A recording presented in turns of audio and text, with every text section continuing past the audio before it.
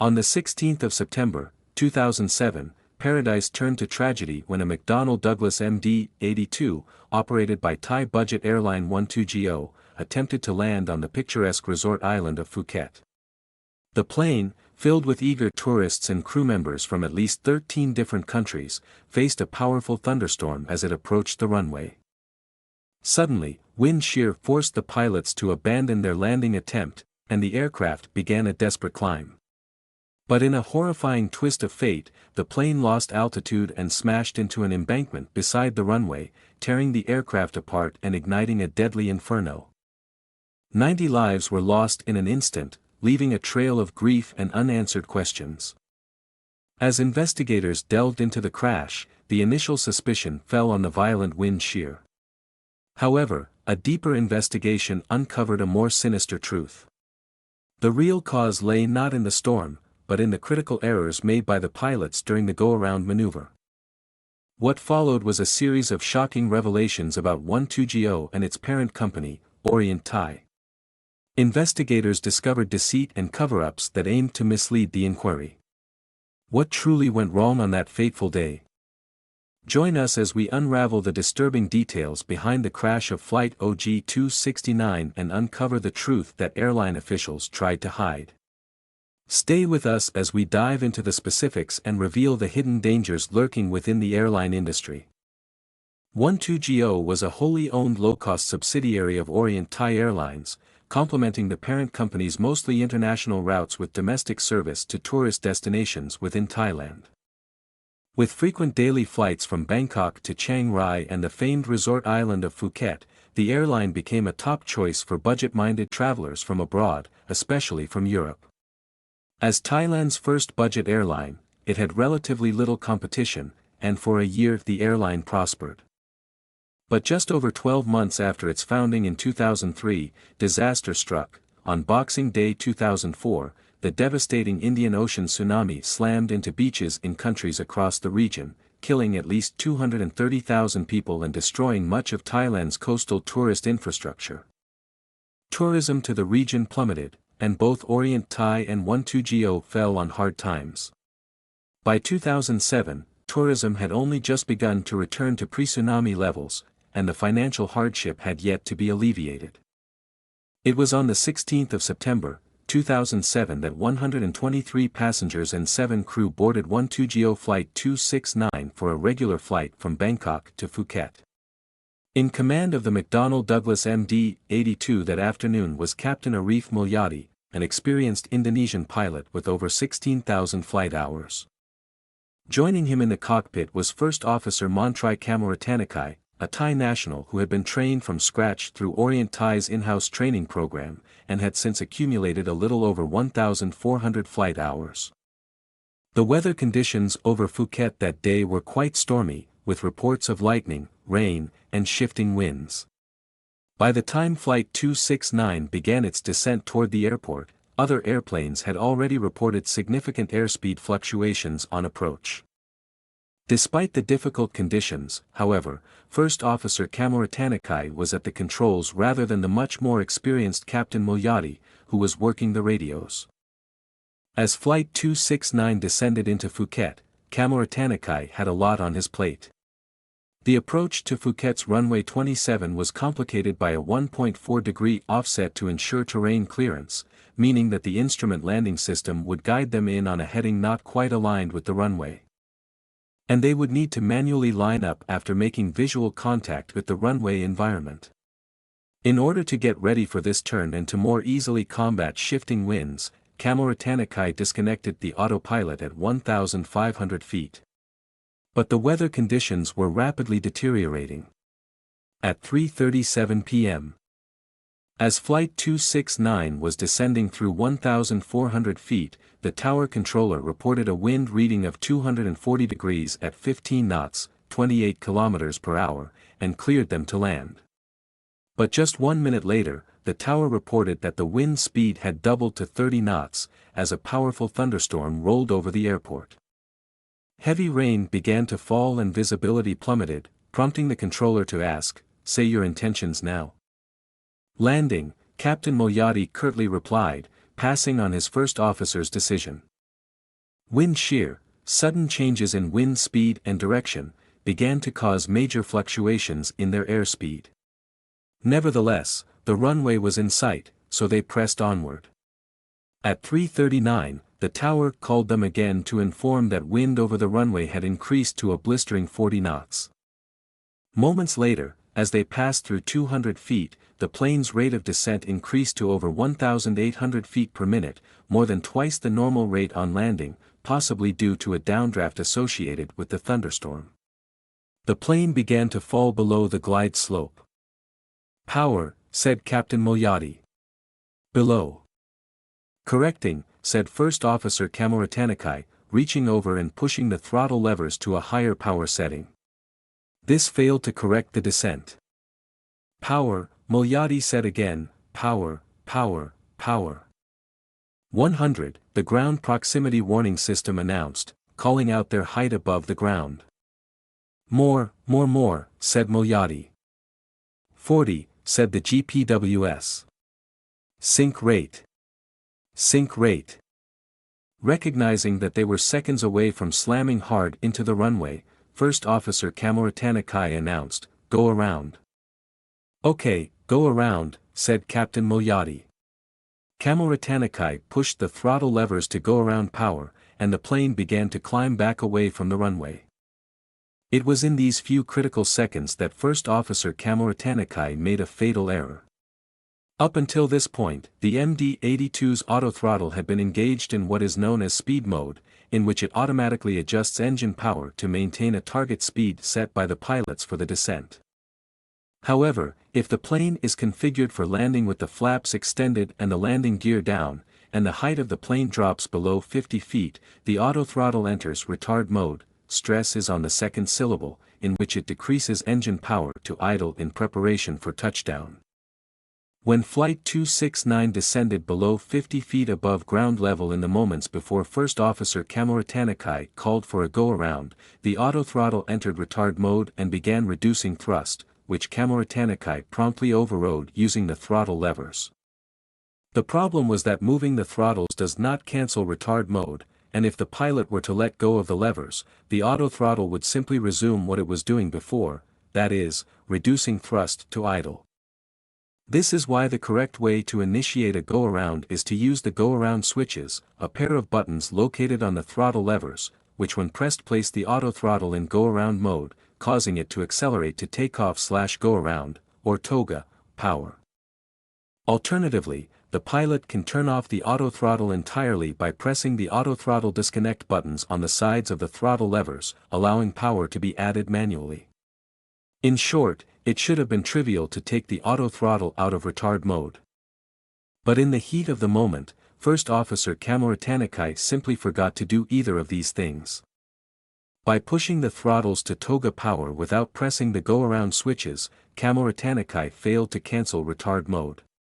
Just a couple seconds after calling for the go-around, he took his hand off the throttle levers, and the autothrottle began reducing thrust back to idle again. At that moment, still unaware of what the autothrottle was doing, Kamoratanakai made a surprise decision to relinquish control of the airplane.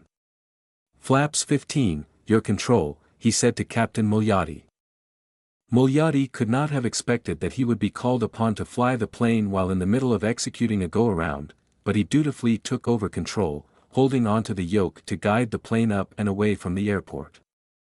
"Set my heading," he said, instructing Kamoratanakai to enter a target heading to fly back to the beginning of the approach. "Landing gear." "Gear is up," said Kamoratanakai. A warning began to call out, landing gear," as the aircraft systems still believed they were trying to land. By now engine power had reduced all the way to idle, and they began to lose speed. Their altitude peaked at 300 feet and the plane started to descend. "Don't sink," the ground proximity warning system called out, warning of a loss of altitude during climb. At first, neither pilot seemed to react to the warning. Caught like deer in the headlights, they did nothing to save themselves as their plane plunged toward the ground. "Don't sink," the GPWS called out again. "Sink rate. Pull up." Upon hearing "pull up," Captain Moyadi jammed the throttles to toga power and pulled back to climb, but it was far too late. 2 seconds later, Flight 269 struck the ground just to the right of runway 27. The MD-82 careened across a ditch and plowed into an earthen embankment, which sent it sliding sideways down the runway margin. The front of the plane peeled open like a banana, then rolled underneath the fuselage, shedding massive chunks of debris behind the aircraft as it slid to a stop. The ruptured fuel tanks immediately ignited, and a wall of fire clawed its way upward through the driving rain, filling the cabin with a pall of pitch-black smoke. Inside the plane, the majority of the passengers had survived the impact, including both pilots. But the severe damage to the airplane caused the emergency lighting to fail, and passengers were forced to grope their way toward the exits amid pitch darkness, choking smoke, and scorching fire. Most of those who managed to escape did so through the left overwing exit, while those who were unable to get out in time collapsed from toxic gases or perished in the flames. Fire trucks rushing to respond to the disaster found that there was a deep ditch in between the runway and the airplane that prevented them from getting close to the seat of the fire, and they were forced to spray water over the ditch and onto the plane from a considerable distance. Meanwhile, those who escaped the plane found that only one ambulance with a single medical crew had responded to the crash, which was woefully insufficient to deal with the dozens of injured passengers streaming from the shattered fuselage. By the time fire crews had extracted everyone from the airplane, 90 people were dead, including Captain Moyadi and First Officer Cameratanakai, who, like many of their passengers, survived the impact only to die in the fire. Among the dead were citizens of 13 countries, including dozens of Thais, 8 Israelis, 8 Britons, and 5 Americans. 40 people survived, over half of whom suffered serious injuries, some of them significantly exacerbated by the delay in medical care caused by the lack of ambulances. It would soon be discovered that the poor emergency response to the crash stemmed from the fact that Phuket Airport had not created an emergency plan for what to do in the event of an accident. In the absence of a coordinated plan that all involved parties could practice, something which was required by regulations, word was slow to get out, and when it did, various agencies and organizations all attempted to assist in an uncoordinated manner that prolonged the rescue operation. Meanwhile, Thailand's Aircraft Accident Investigation Committee, AAIC, with the assistance of the U.S. National Transportation Safety Board and Boeing, set about finding the cause of the crash. Initially, the high number of reports of wind shear by planes that landed just before Flight 269 suggested that a sudden downdraft such as a microburst could have been the reason why it lost altitude during the go-around. But a more detailed analysis of the weather and the flight data showed that the sequence of events was completely contained within the cockpit. During the approach, something, probably wind shear, forced the plane below the glide path to the runway, prompting the first officer to call for a go-around. But neither pilot ever pressed the toga switches, causing the autothrottle to remain in retard mode, where it attempted to reduce thrust to idle in preparation for touchdown. Neither pilot noticed that the autothrottle had reduced engine thrust until after the plane began to lose altitude, by which point it was too late to prevent the crash. The central area of inquiry therefore became the pilots themselves. What were their histories? Were they fatigued? How had they been trained? The AAIC had to acquire this information from 12GO itself, and it was at this point that things started to get messy. Investigators wanted to look at the pilots' recent schedules to determine whether they had been overworked, so 12GO provided them with documents listing all the flights completed by Captain Arif Moyadi and First Officer Montrai Cameratanakai during the 3 months before the crash. Everything seemed to be in compliance with duty time regulations, seemingly ruling out fatigue as a cause of the accident. But 1 month after the crash, an Australian television station conducting research for a feature piece on the accident uncovered a bombshell. The documents given to the AAIC were fake. Real documents acquired by Channel 9 showed that both pilots had regularly been violating duty time limits throughout the last several months, including as recently as 2 days before the crash. Thai investigators were astounded. Not only was 12GO violating the rules on a regular basis, the airline had also tried to pull wool over the eyes of the AAIC. An analysis of the documents provided to investigators by Channel 9 showed that both pilots' minimum rest period was violated on September 14, and that the first officer had exceeded his duty time limit, 8 hours within every 24-hour period, on that same day. In the 7 days before the crash, the first officer had flown more than the maximum of 30 hours per 7-day period, which had also occurred in 2 other periods in the summer of 2007, including one in which he went over the limit by a full 8 hours. Casualty had also exceeded the 30-day limit of 110 flight hours in 2 of the last 3 30-day periods. And in addition to the incident on September 14, his minimum rest period was also violated on 6 other occasions. An exposé by Channel 9 interviewed several former 12GO pilots who explained that this pattern of violations was encouraged on the highest level through a backhanded scheme where pilots would be given cash bonuses upon completing flights past their duty time limits. And this wasn't the only area where the airline put illegal pressure on pilots. Former pilots at Orient Thai and 12GO also told Channel 9 that the airline had no money to fix mechanical problems, and if a pilot refused to fly a broken airplane, management would simply find a less scrupulous pilot who would agree to do it. One former pilot even accused the chairman of Orient Thai and 12GO, Udom Tantaprasangkai, of personally calling him on his mobile phone and pressuring him to fly an airplane that was not airworthy. In an interview with Channel 9, Tantaprasangkai calmly denied every one of the aforementioned allegations.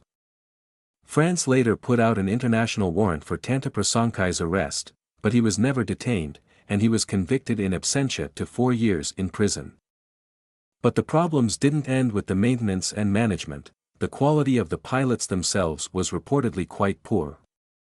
Experienced pilots from other parts of the world, many of whom turned to 12GO for employment after being laid off during the post-9/11 aviation downturn, had few positive things to say about those newer pilots who were trained internally by the airline.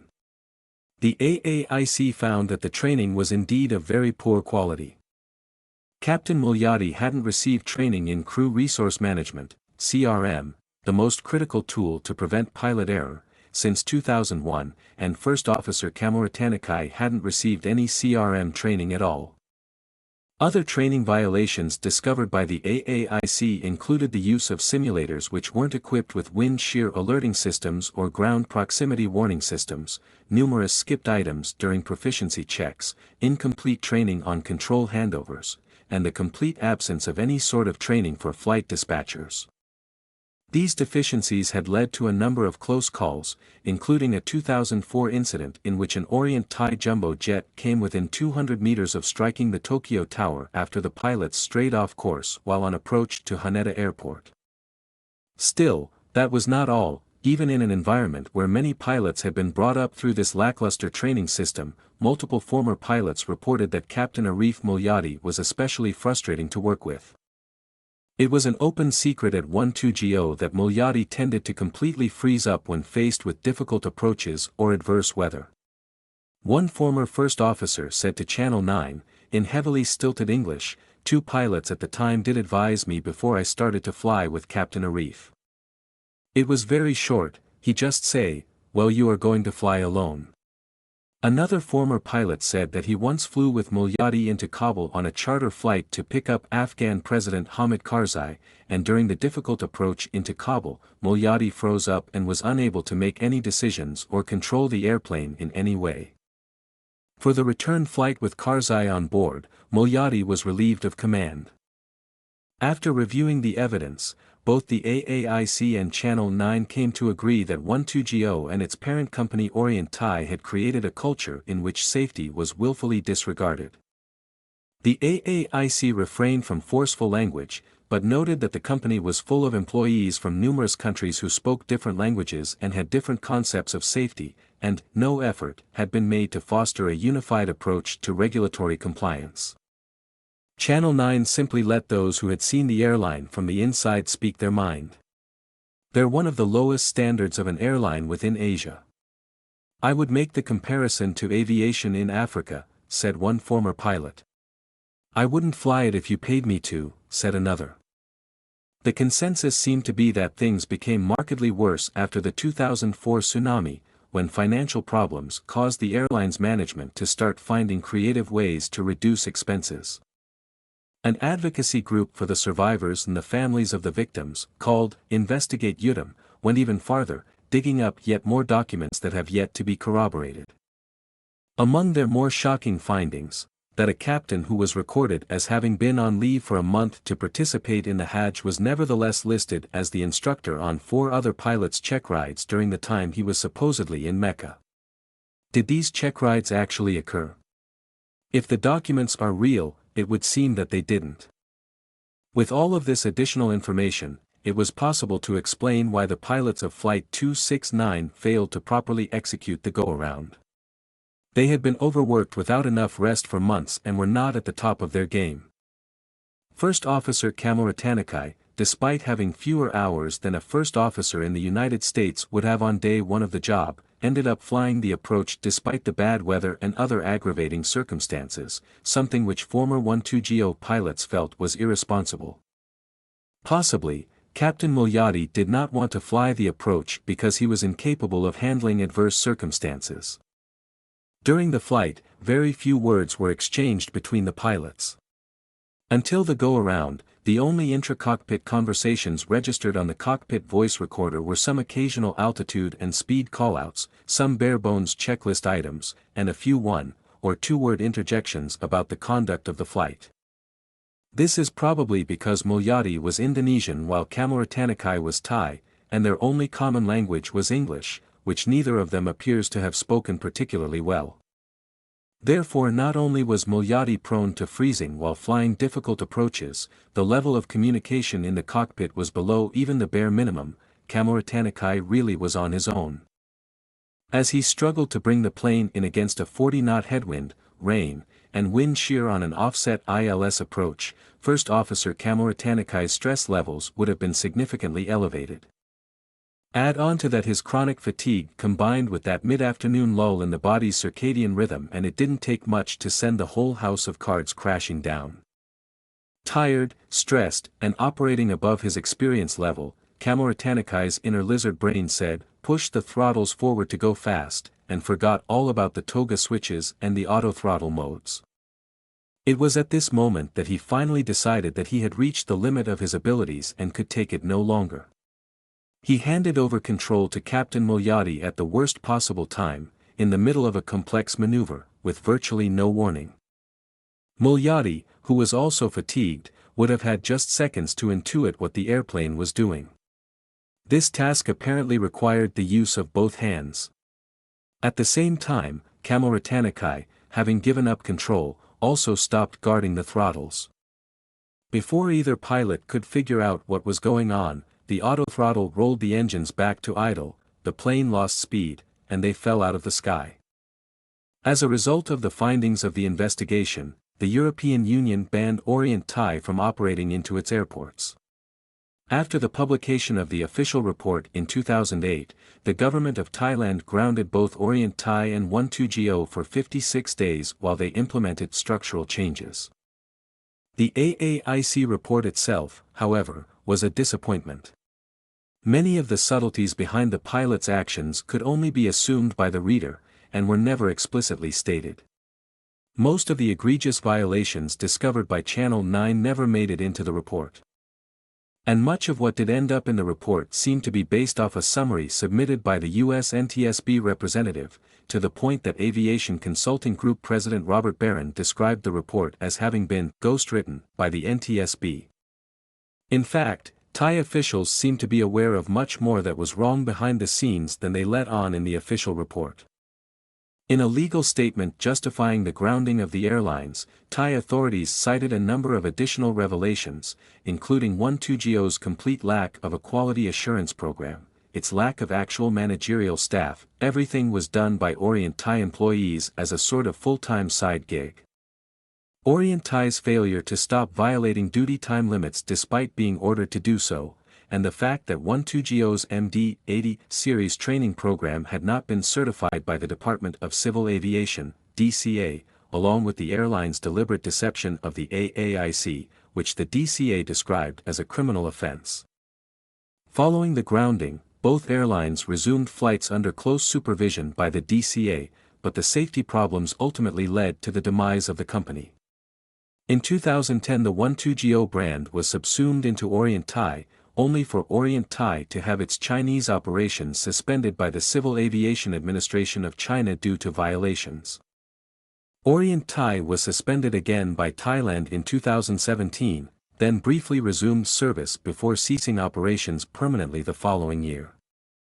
The crash of 12GO Flight 269 could be described as a wake-up call for Thailand's aviation authorities. Prior to this accident, Thailand had experienced a major crash every few years, usually involving flag carrier Thai Airways International. And Thailand was often lumped together with other Southeast Asian countries like Indonesia as part of a broader regional trend of poor aviation safety. Just 2 months before the crash, the FAA had privately informed the Thai DCA that Thailand's level of safety oversight was seriously deficient.